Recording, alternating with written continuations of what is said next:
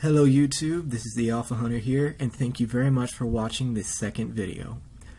For this one, I want to talk about, are dinosaurs and dragons really the same thing, or are they two different things, as implied by the title of this video?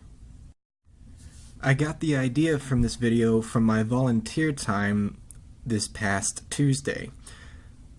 Every Tuesday, I usually head around to the nearby Bible chair to volunteer my time to help prepare for lunch for that weekly devotional every Tuesday at noon. The speaker there, if I remember correctly, his name is Mr. Worthy, brought this up after reading a part of the Bible.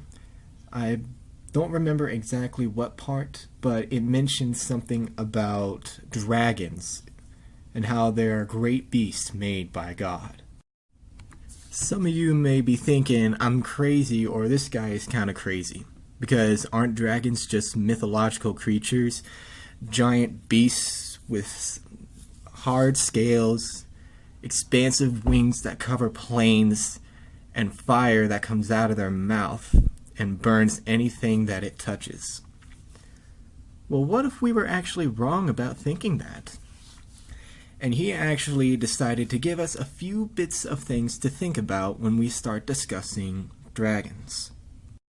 One of the first pieces of evidence that he believes proves that dragons at least at once existed is the fact of the Chinese years, or the years used to describe the years we call 2018, 2019, so on and so forth. For the Chinese here, they have the goat, the monkey, the rabbit, the rat, the rooster, the tiger, the horse, the pig, the dog, and the dragon. Now that's kind of odd, don't you think, that every single one of the animals I listed before the last you recognized as real, but the last one, probably not. Why would the Chinese include a fictional, quote-unquote, animal if it didn't match any of the others? That's at least what he brought up, Mr. Worthy did. And when I thought about it, that would actually kind of make sense. But it's a loose piece of evidence, and it can also be tossed out because, hey, we're in court, I don't think that would be enough to prove it. At this point, you're probably wondering, what does that have to do with dinosaurs? I mean, you can't quite prove a dragon to me, but we do know that dinosaurs existed. Well, let me give you another thing about it. He also mentioned that the Bible, I believe it was in Job recounted an event inside the Bible where a massive creature who had a long neck was used to reach up into high places to gather food for its mouth, and had a tail that would clear a forest. Now, in translations of the Bible in later times, as Mr. Worthy was saying, the tail that would clear forests, it was soon called hippopotamus. Forgive me, I'm dying a little inside. That's just funny. I don't think a hippopotamus can quite clear a thick tree, much less an entire forest in one fell swoop. I'm sorry, that's just funny. Okay, I think I've recovered from dying a little inside of laughter. Okay, back to the video. One piece of evidence that really did catch my attention, and he said this a bit later in the devotional, is that the word dinosaur, it was coined in 1841 by a paleontologist, if I remember correctly, who discovered these dinosaur bones. It comes from the Greek words dino and saurus, where we get dinosaur, and it means terrible lizard. I wonder how the West thinks of dragons.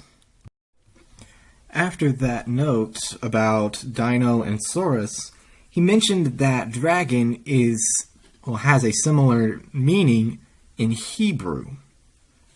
a great lizard that was created by God. Even Job said this is a creature that was made by God in some sense.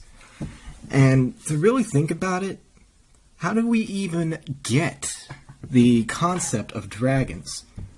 I mean, you've seen the movies. Where do the movies get it from? All right, the artists. Where did the artists get it from? That is going to have to be the question we're going to have to tackle. And Mr. Worthy explains it this way. He first mentioned the Grand Canyon and all of the Native Americans that were around that area. When people went to explore it, they found many different caverns, and inside those caverns, what we would like to call, or what I like to call as well, caveman drawings. Depictions of people and places and things and creatures. In several of them, they found such a concept.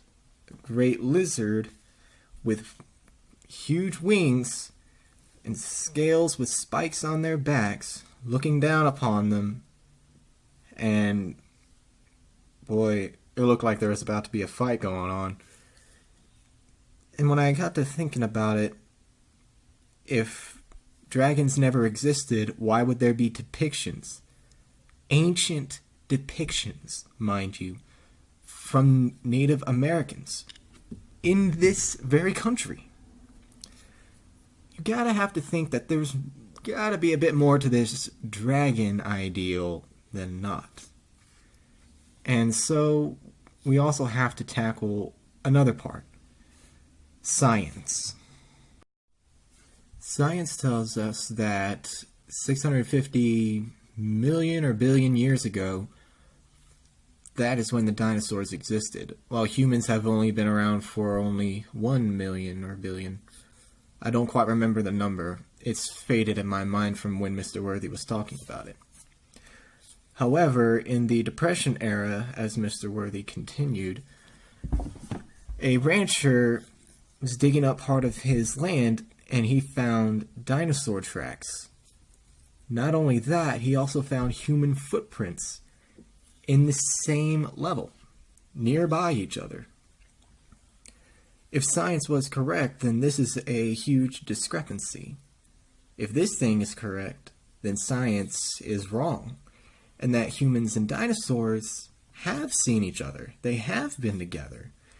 And I can only assume one was hunting the other if they're going to be that close trailing each other. And I have to say, that's actually kind of surprising. They did sell it to a museum, the rancher, and I have to think, now science has something to oppose it. It better modify and start to correct itself.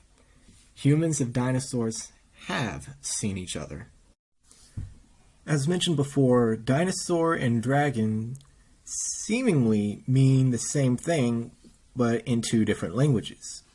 Dinosaur in Greek and dragon in Hebrew, which is the original language of the Bible. Now, if we know dinosaurs existed, and that both dinosaur and dragon mean the same thing, then that does quite mean that dragons really do exist. But that's just what I've heard, and I honestly believe it. If there's actual evidence to back it up, actual proof that cannot be refuted, then I'm all for believing it. But what do you guys think? Let me know in the comments below, and thank you all very much for listening to this Deer Hunter. I hope all of you have a great day, and good hunting.